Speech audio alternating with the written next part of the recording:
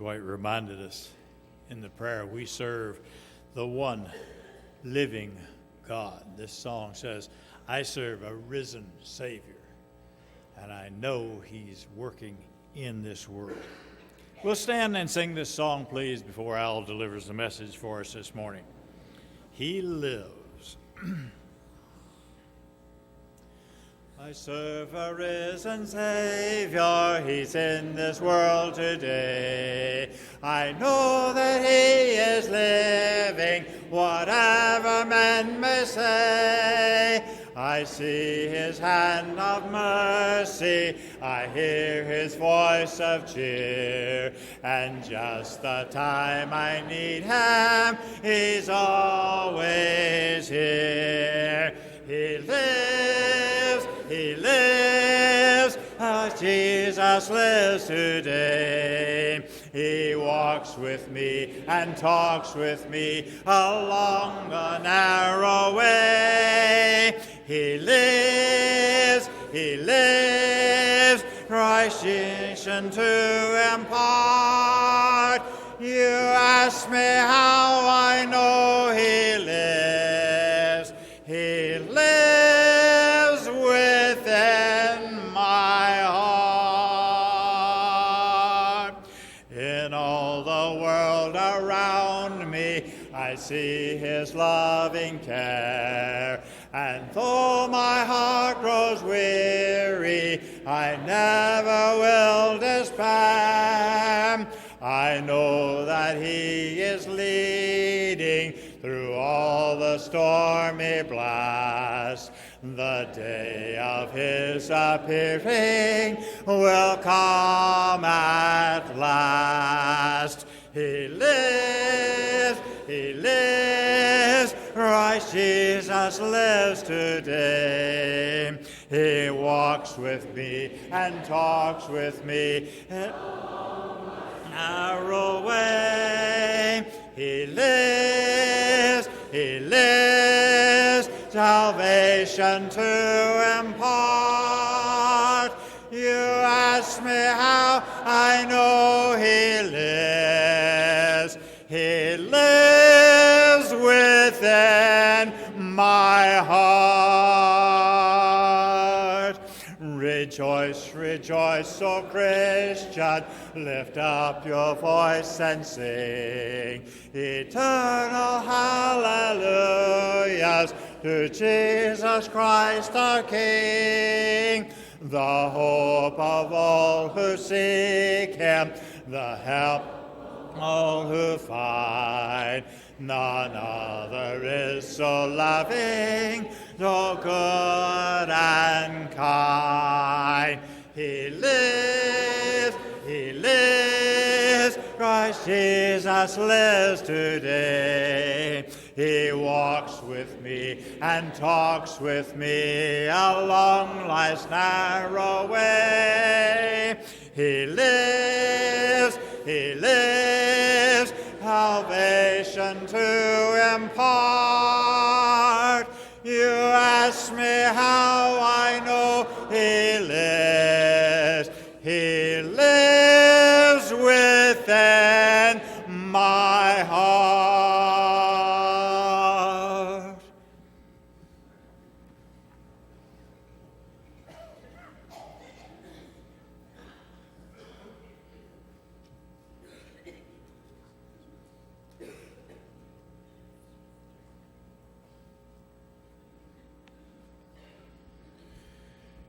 In the first year of Cyrus, king of Persia, that the word of the Lord by the mouth of Jeremiah might be fulfilled, the Lord stirred up the spirit of Cyrus, king of Persia, so that he made a proclamation throughout all his kingdom and also put it in writing. Thus says Cyrus, king of Persia, the Lord, the God of heaven, has given me all the kingdoms of the earth, and he has charged me to build him a house at Jerusalem, which is in Judah.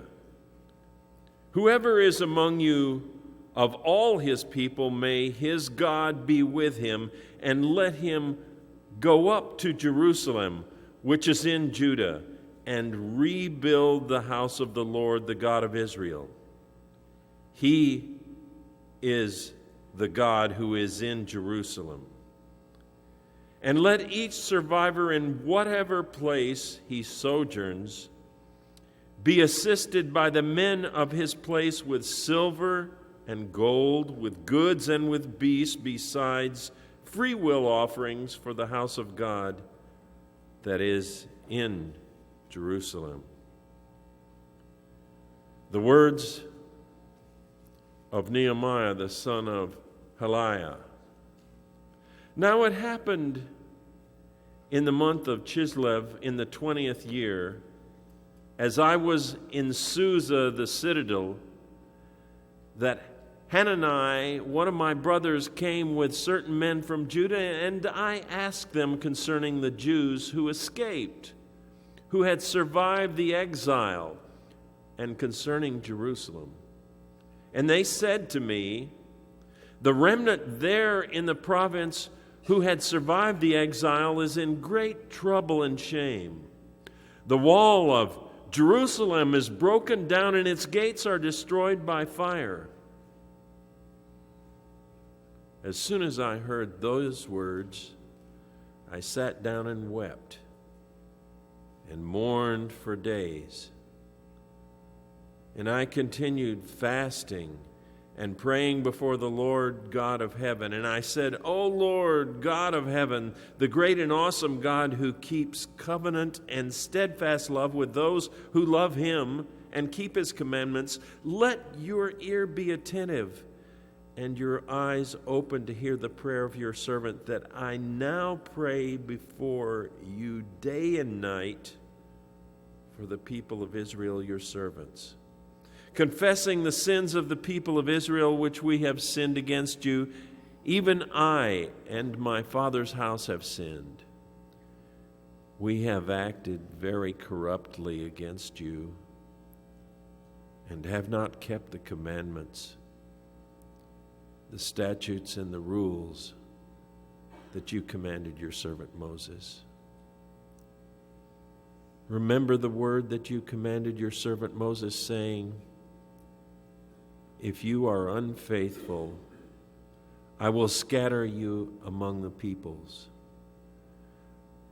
But if you return to me and keep my commandments and do them, though your outcasts are in the uttermost parts of heaven, from there I will gather them and bring them to the place that I have chosen to make my name dwell there.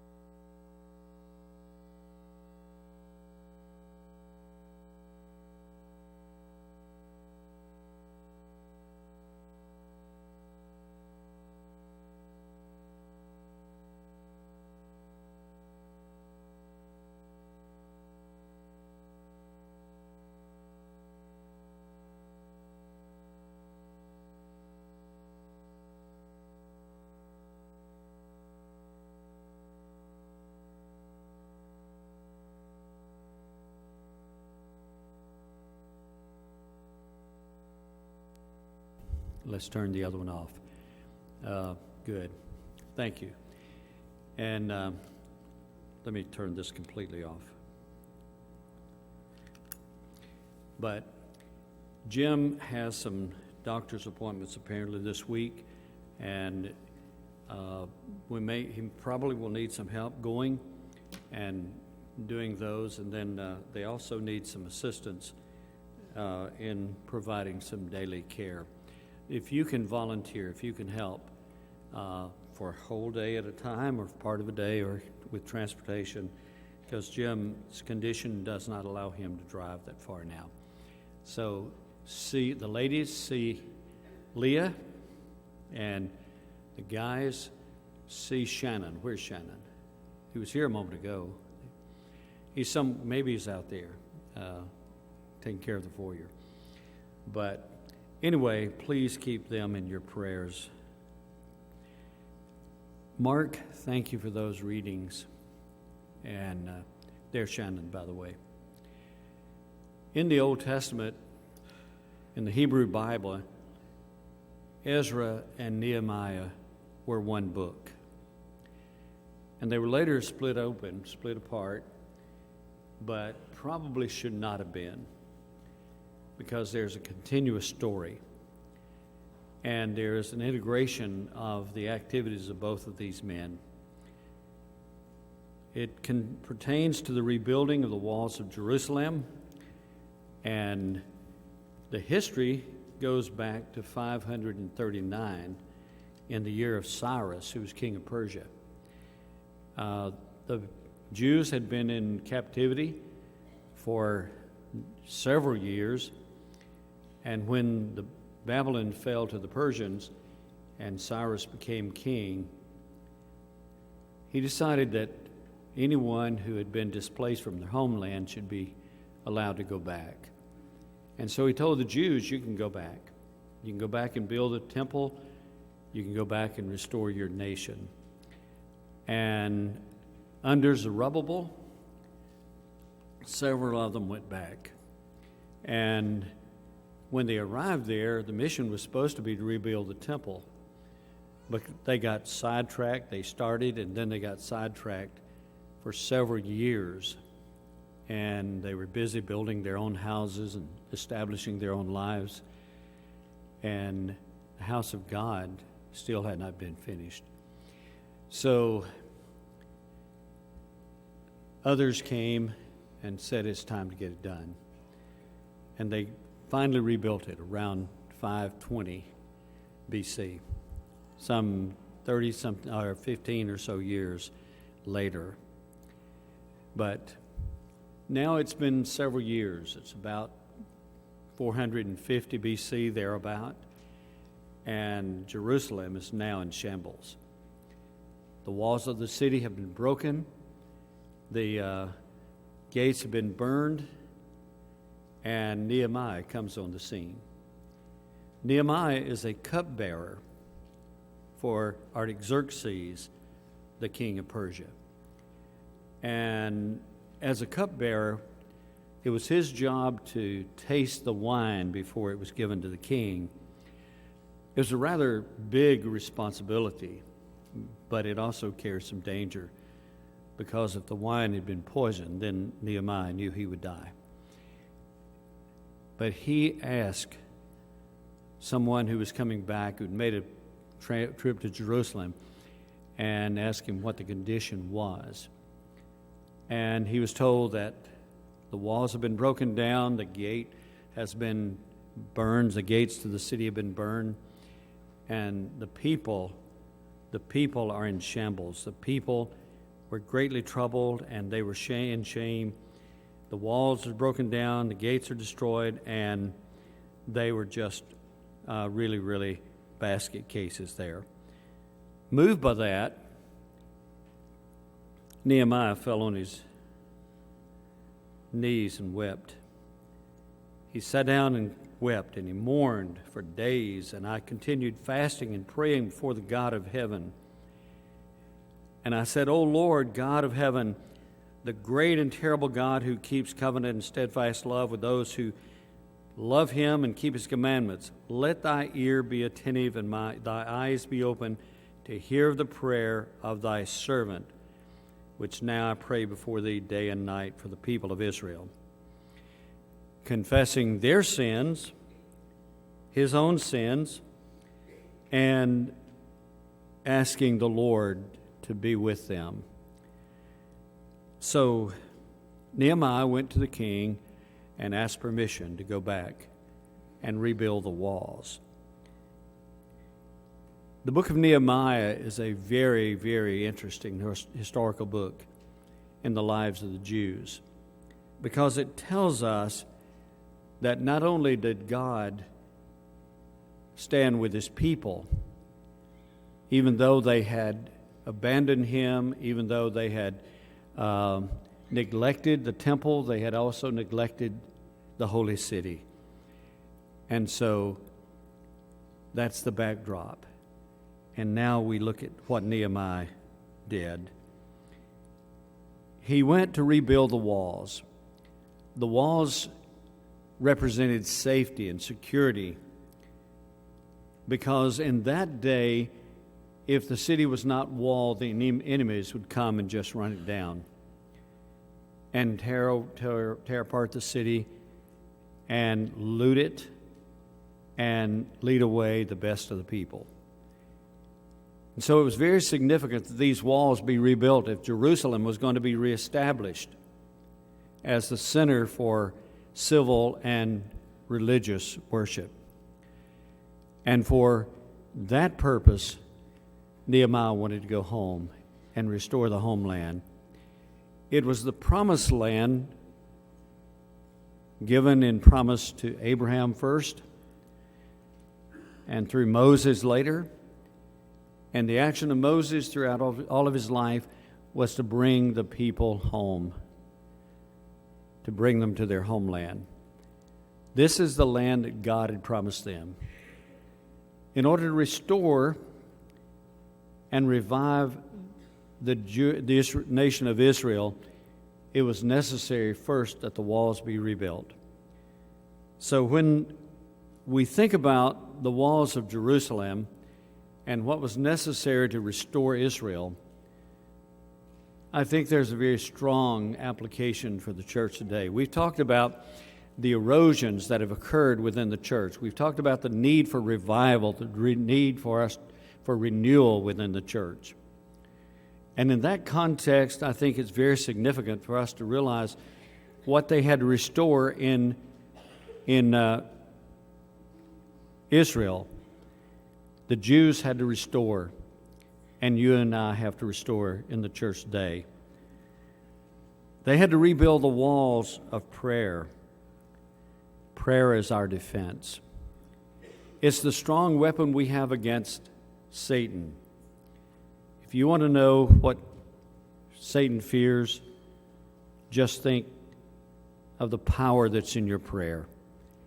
Because when you invoke the power of God, it's the greatest power on earth, and none can stand before it, not even Satan. And so the great need was for them to go back and pray. And so when Nehemiah heard the voice of the Lord, or the message from Israel, and he received a commission to go back, Nehemiah fell and prayed on his knees. He didn't stop praying.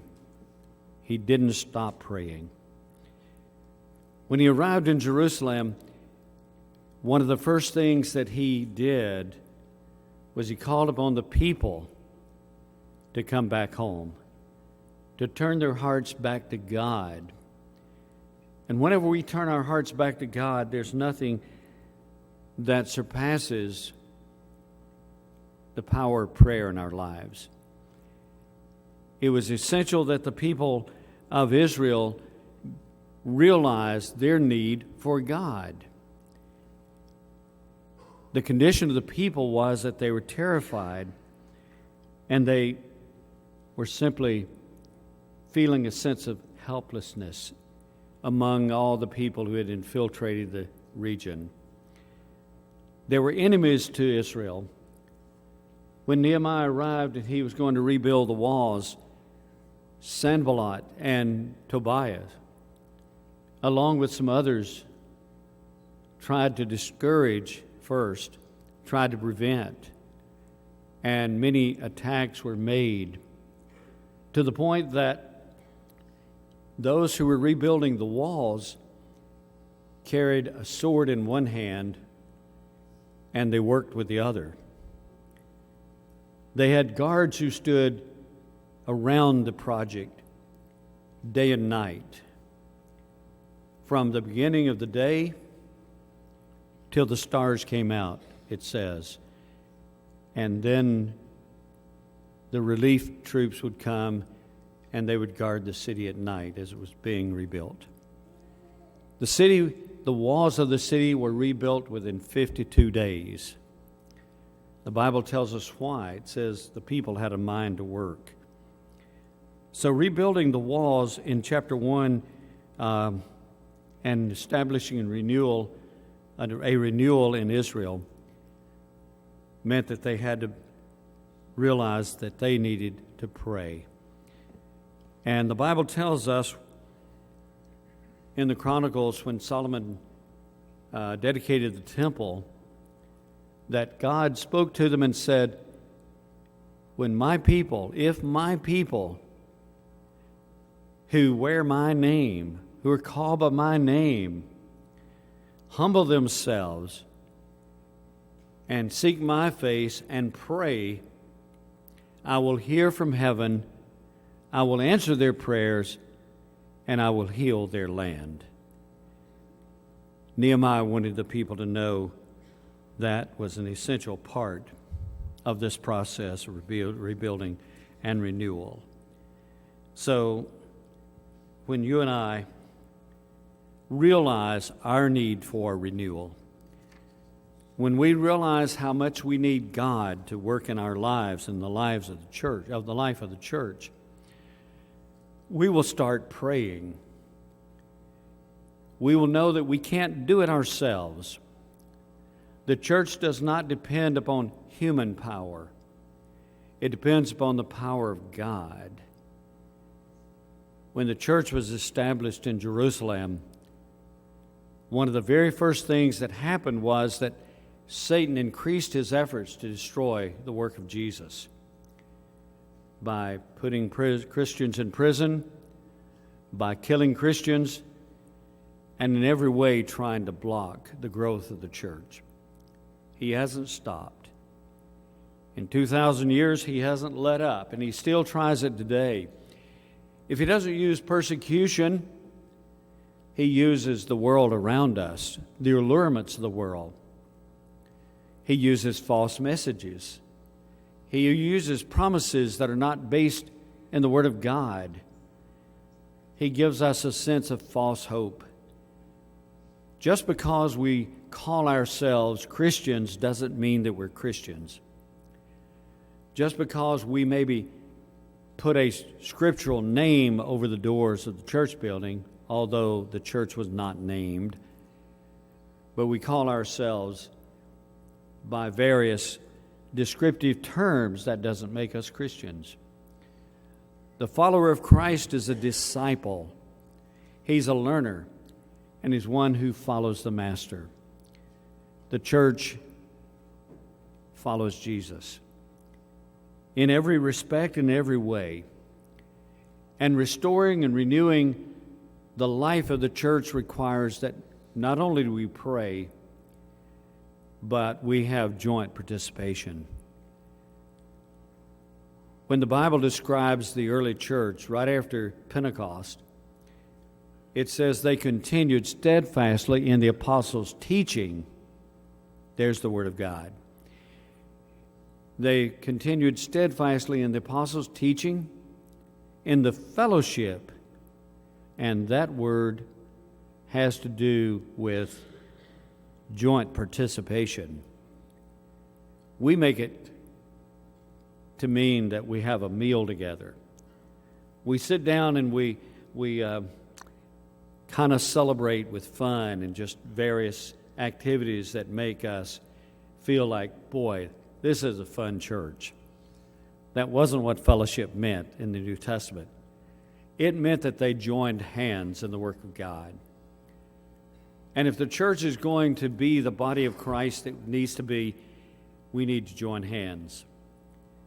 And as one voice, one mind, we stand firmly against Satan. Paul said to the Corinthians, I appeal to you, brothers, in the name of our Lord Jesus Christ, that all of you agree with one another, so there be no division among you, and that you be perfectly united in mind and thought. You say, well, I don't like to think the way everybody else does. If we go back to the Word and we get into the Word, we start thinking alike. When we know the Word, then we know how we should think. But if we don't know the Word, then we're left to our own imaginations and our own creative thought processes, which tries to come up with something that is certainly not of God. Paul told the Philippians, do everything without complaining or arguing. You see, the Jews met opposition. Sanballat and Tobiah, they made fun of them first, and they said, why, even if a fox runs across that wall, the wall will fall down. And when that didn't work, then they escalated. You know, there are 4 kinds of people in the church. There are those who work, the workers. They're the ones who are in the trenches. They're the ones who are actually rebuilding walls that need to be rebuilt. There are people who stay in the Word on their knees. There are people who guard against Satan and sin. There are people who are not afraid to stand up. They're the workers, the ones who really participate in joint fellowship in the life and the work and the growth of the church. They see the growth of the church and the life of the church as being their responsibility, not the responsibility of elders and preachers and somebody else. The church, the body of Christ, which he said, I will build, is holy and sacred to them. They love the church. They support the church. They want to be a part of the life of the church as it reaches the world around us. And then there are the supporters, those who send and encourage and pray. They may not be able to do as much as others, but they are there.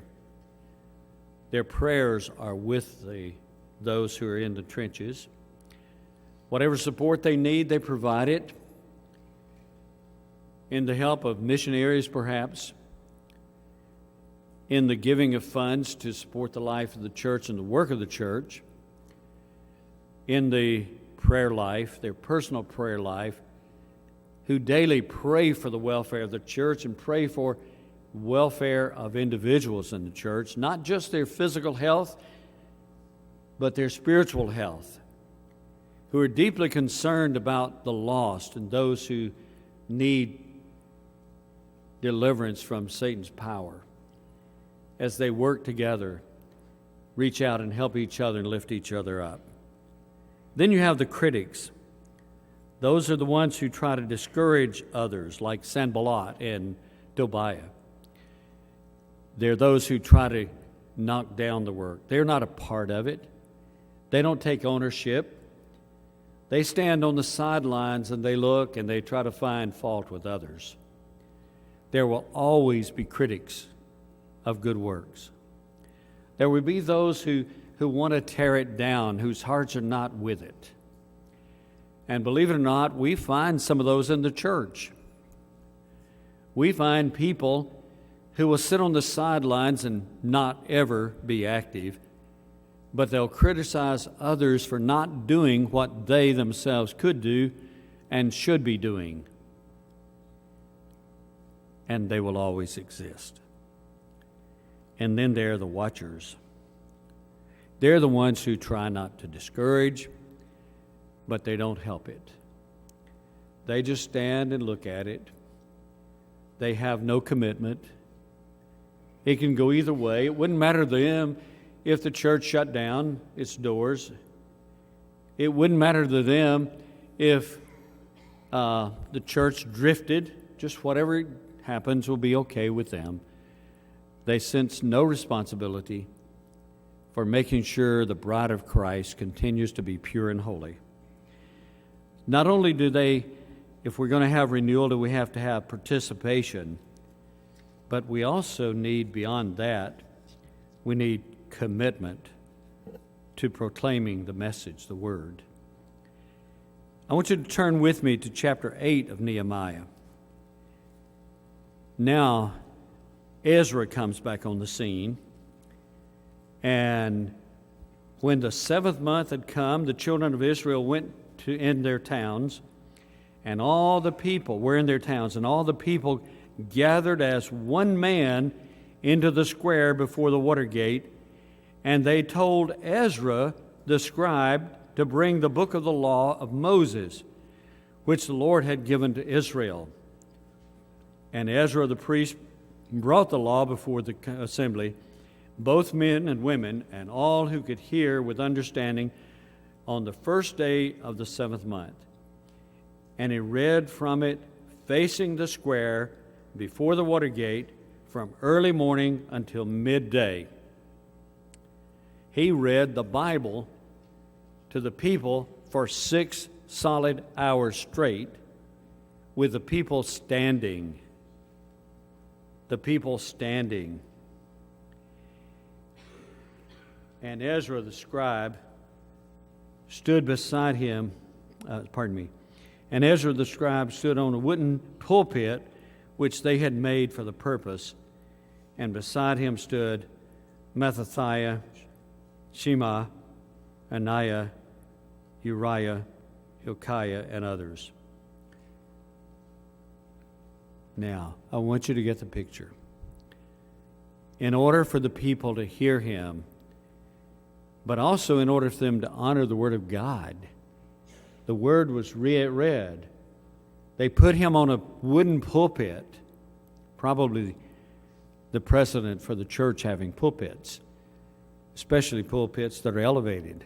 Who cares whether they're elevated or not? I don't. I like being eyeball to eyeball with people anyway. But they elevated him, and the people heard the Word of God read for 6 solid hours. Now I want you to listen. In verse 6, Ezra blessed the Lord, the great God of all the people, and blessed the God, and all the people answered, Amen, Amen. In the Hebrew language, this is emphatic. They shouted, Amen, Amen. What does that mean? They asked for the Bible to be read. It means that they were hungry for the Word of God. It means they were attentive because they stood for 6 solid hours. It means that they appreciated and respected the Word of God, putting them on a pulpit where everybody could hear, listening continually. And this continued for the next whole week. Day after day, the Word of God was read before the people.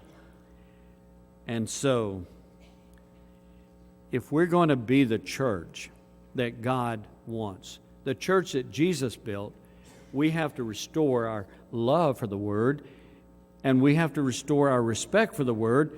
We have to hunger for that Word, and we have to be attentive to that Word. We have to listen. We also need to restore our commitment to praise and worship. Ezra praised the Lord and great God, and all the people lifted their hands and responded, Amen, Amen. They were worshiping. They were praising God, almost something that's lost in the church. Why do you come? Why are you here this morning? Did you come because it's traditional to do so? Did you come because you were taught it's time to go to church, so get ready and go? Why are you here? Are you here to to worship and praise God? Are you here to listen to the Word of God? There have been critics about preaching the Word of God. We don't need preaching because, it's out of date. Paul said God chose the foolishness of preaching to save those who believe. And he also said they can't believe on him whom they haven't heard. And they're not going to hear unless you have a speaker, somebody to deliver the message. And yet we expect people just to study on their own. People don't study on their own. I think it's wonderful, and we should study on our own. It's our responsibility to learn the Word, just as our responsibility if we're in school to learn the subject matter. This is the subject matter for our final exam, and we're all going to have a final exam. Not on how well we read and analyzed the Word, but how well we applied it in our lives. That day will come. But before then, we need to worship God. And it's okay for us to have some emotion sometime too. These people were moved. In the typical church, if somebody shouted, "Amen," everybody would look at him and think, "What's the matter with you? What's the matter with you?" Years ago, I was preaching for this church that, had a rather elaborate facility and 40-foot tall ceiling and more money than they knew what to do with. And one night, I was just talking along like I am right now, and somebody shouted, "Amen!" and I lost my place. Yeah. And then we need to restore our commitment to confession and purity. I want you to look at what happens in chapter 9. On the 24th day of this month, the people of Israel were assembled with fasting and in sackcloth and with earth upon their heads. And the Israelites separated themselves from all foreigners and stood and confessed their sins and the iniquities of their fathers. And they stood up in the place and they read from the book of the law of Lord their God for a fourth of the day, and for another fourth of it they made confession and worshiped the Lord their God. They had a 6-hour worship service.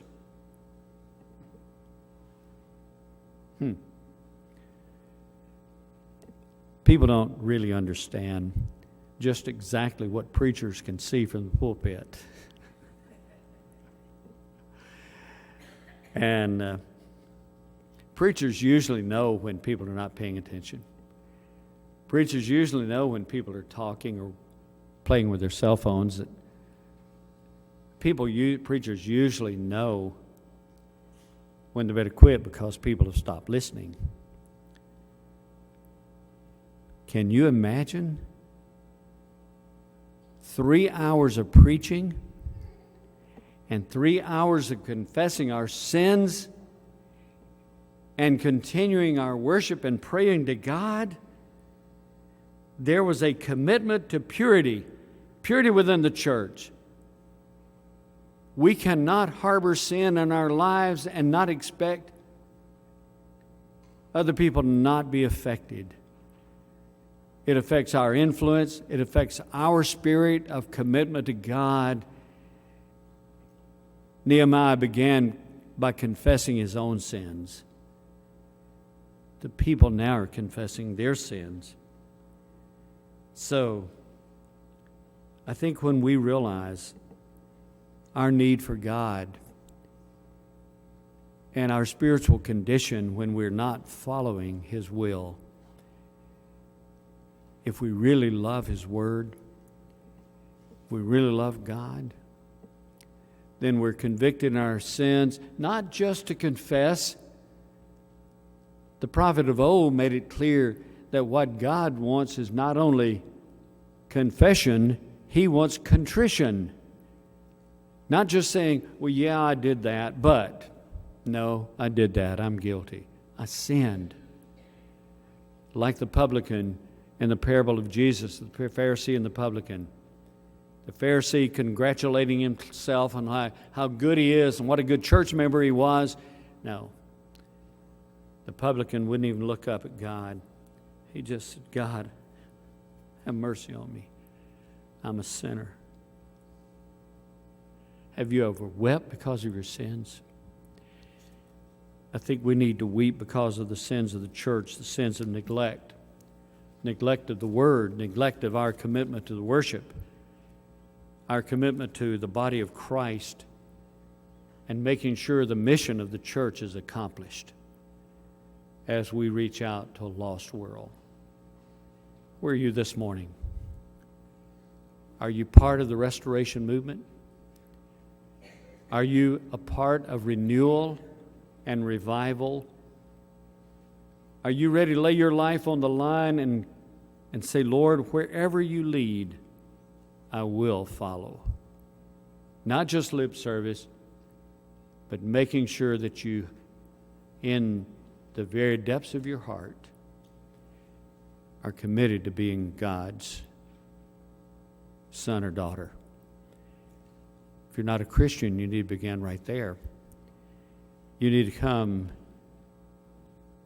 confessing your belief in Jesus as the Son of God, repenting from all sin, turning away from it, and being united with Him in His death by baptism, where you have your sins forgiven and the sinful nature broken, and you're given new life.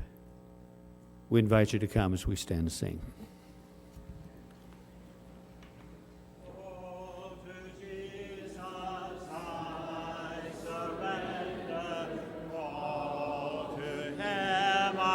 Really care.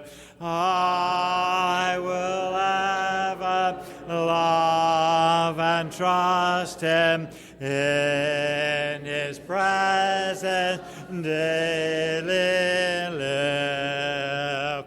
I surrender all. I surrender all to Thee, my blessed Savior. I surrender all to Jesus. I surrender, Lord. I give myself to Thee. Fill me with Thy love and power. Let Thy blessings fall on me. I surrender all. I surrender all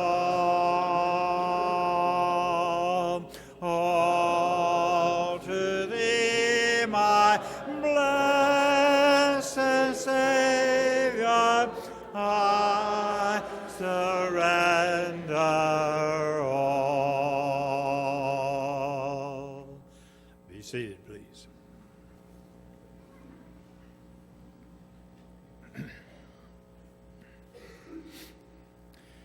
We come to the part of the service now where we celebrate the reason for our assembly this morning, knowing as we do what Jesus did for us and why, and saying, I surrender, I want to do better, and I take these emblems to show my commitment. We'll sing the song, A Hill Called Mount Calvary. Think about that scene for a few minutes before the men come and serve the supper this morning.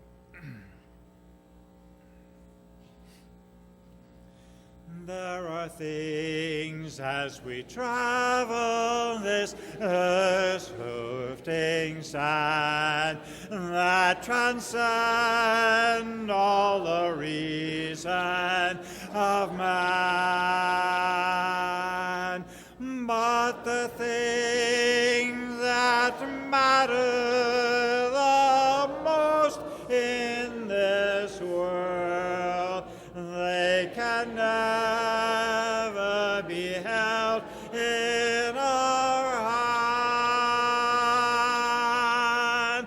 I believe in a hill called Mount Calvary. I believe whatever the cost, and when time has surrendered and earth is no more, I'll still cling to that old rugged cross.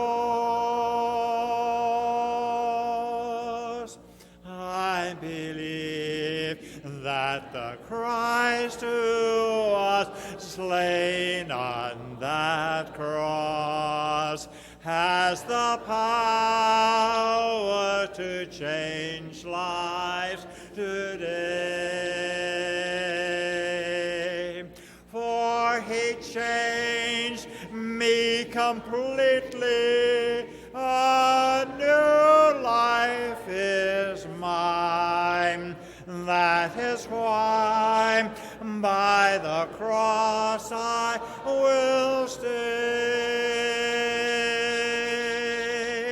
I believe the hill called Mount Calvary. I'll believe whatever the cost, and when time has surrendered and earth is no more, I'll still cling to that old rugged cross.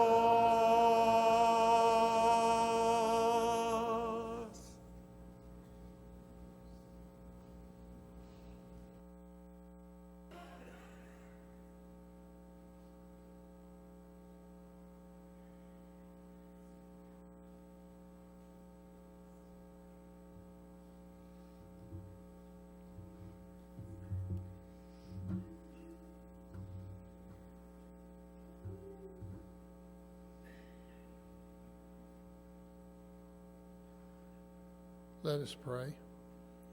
Father in heaven, we come before you at this time thankful for Jesus, for his willingness to go to the cross on our behalf and for our sins.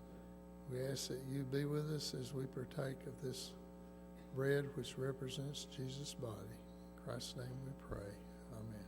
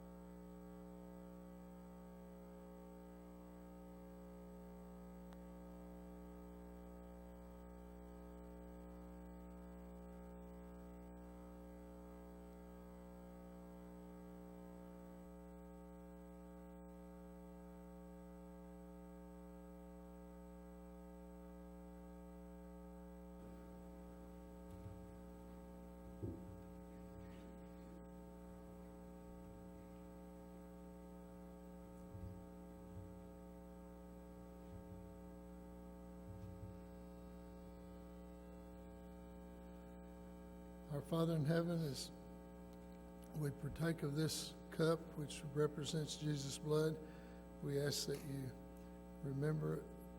help us to remember as we look back to the cross, that cruel death that Jesus suffered and died for each of us. We know that it's through his resurrection and this blood that was shed that we can have eternal life with you. In Christ's name we pray. Amen.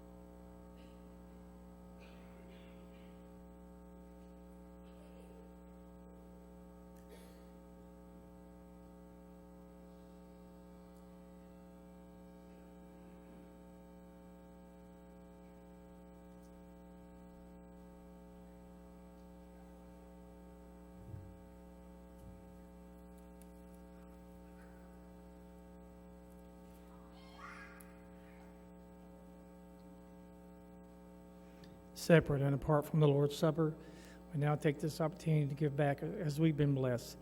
Will you pray with me?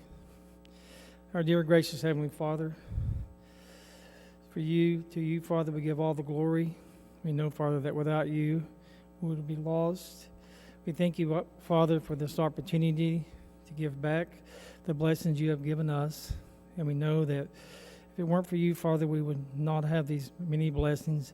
And we ask you to accept this contribution as given in your name, that it will be used to glorify your name.